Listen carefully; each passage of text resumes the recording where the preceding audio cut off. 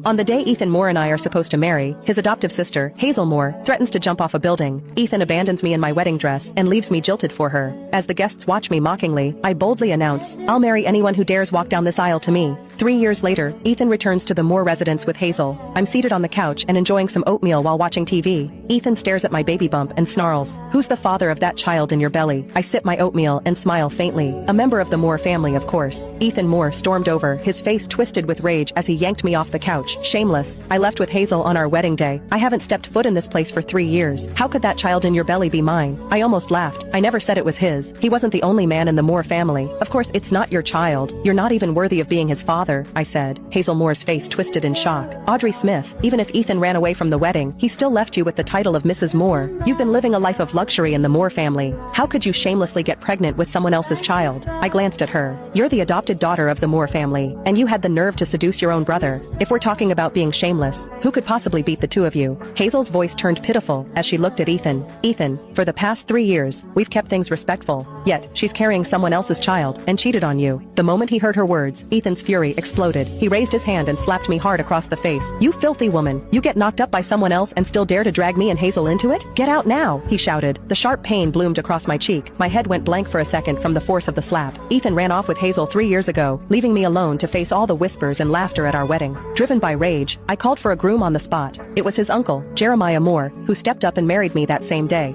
In Beaverton City, Jeremiah was known as the Frost King. Everyone has treated me with the utmost respect ever since I married him. After I got pregnant, he spoiled me even more. He wouldn't let a strand of my hair be harmed. Blood would have been spilled if he had known what Ethan had just done. To avoid a full-blown family tragedy and for the sake of the child in my belly, I said coldly, "If you both leave now, I'll pretend this never happened." However, they didn't appreciate the offer. Hazel lunged forward and yanked my hair. "Ethan, this woman is scared. She wants us to leave now so she can use that child to take everything from the Moores." Ethan snapped. "So that's what this is about. Well, I'm not letting it happen." I twisted away from Hazel's grip and said coldly, "David disowned you the day you two ran off. You had nothing to do with this family from that moment on." Hazel let out a scoff. "That was just Grandpa venting. Ethan's the only grandson of the Moore family. Do you really think he's going to stay disowned forever?" Ethan's expression turned smug. "Grandpa already said everything belongs to me." I placed a hand over my belly, my voice icy. "Not anymore. This child is also a member of the Moore family." I thought I'd made myself perfectly clear. However, Ethan's eyes flared with rage as he stared at me. "So you're planning to pass that illegitimate child off as a Moore? I'll teach you a lesson now." His slap landed even harder this time. I clutched my belly as I collapsed to the floor. Upon seeing the twisted hatred on their faces, panic surged inside me. I couldn't let them hurt the baby. I said desperately, "He is not an illegitimate child. He is." Before I could say another word, Ethan bent down and grabbed the shattered porcelain bowl of oatmeal off the floor. He shoved the shards and oatmeal straight into my mouth. Hazel and